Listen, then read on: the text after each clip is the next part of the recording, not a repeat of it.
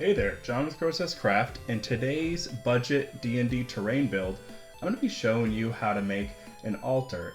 Specifically, I'm going to be making an altar for a snake god, for maybe like an UNT cult or something like that.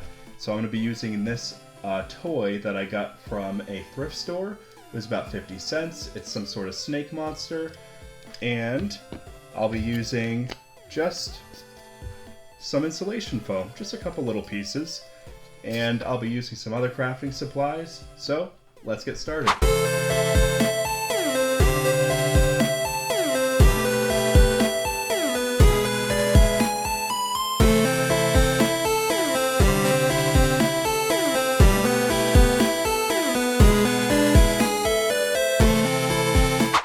So there's a lot of moving things and just places that need some filling.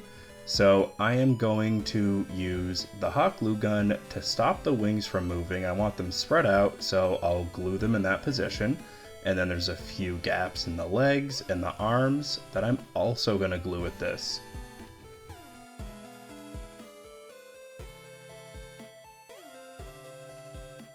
So now that the initial parts are glued with the hot glue gun, I'm going to fill in the rest of the cracks and joints with this gel super glue. This just gives a stronger, harder shell on top and will cover smaller cracks easier.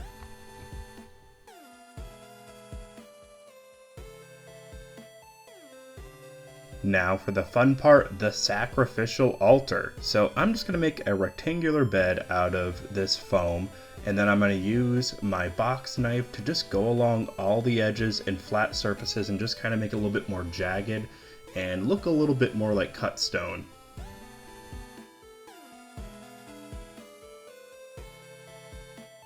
Now that the altar's all cut out, I'm going to make a base out of this foam board from the dollar store. And once I got this cut out into the shape and size that I want, I'll just glue it all together with the hot glue gun.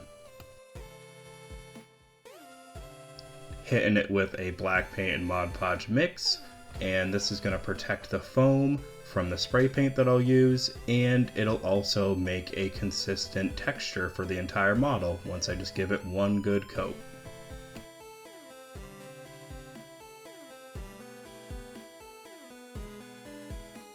So I hit it with a gray primer off screen, and now I am mixing a red, a tan, and a gray craft paint together to make a terracotta color, and I'm just going to cover the whole statue in that.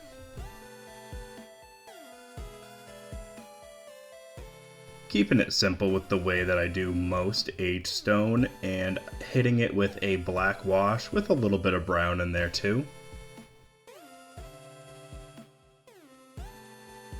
Starting off the detail with some dry brushing, and I'm going to use this light khaki color to do the initial dry brushing. Alright, now some red for the eyes. So I'm going to use a nicer paint for this that's going to cover well. Going to use some scale color.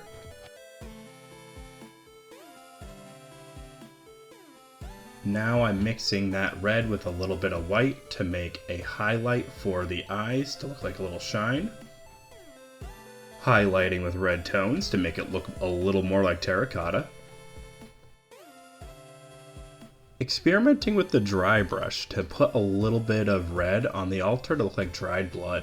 Now I'm using craft glue to dot on spots that I think moss would have collected over the years. Now I'm carefully shoving it into my bag filled with moss flocking and shaking it around. Now just a little bit of glossy Mod Podge to put on the red eyes to make them look a little bit more like rubies. And voila! This was a lot of fun, and as soon as I saw this guy, it immediately gave me like South American vibes with a winged serpent beast. So I thought that the terracotta stone would definitely be a good look for it, and I figured an altar would be a good thing to have just to put in almost any temple. When you're doing anything with cultists and temples, altars are a good set piece to have. little inspiration, you could do something pretty on the nose and summon like a Merilith like this, or if you have a higher level party, you could go a stronger route with a high level demon lord, or you know, whatever you're really feeling that should be summoned with this. Hey, thanks for sticking around while I built this cool altar. Had a lot of fun with this. These budget builds are a lot of fun. They definitely take a little bit more creativity than just mini painting. And something like this where I can just cover it in moss, it's definitely easier to cover up the flaws that I have with it. So definitely a little confidence boost. Again, thanks for joining me. Thanks for visiting the channel. You can check me out on TikTok. I've got a lot of stuff over there. You can check me out on Instagram. I post a lot of stuff that I have in my cabinets back there. Trying to do more with that. Just thanks for joining me, and I'll see you next time.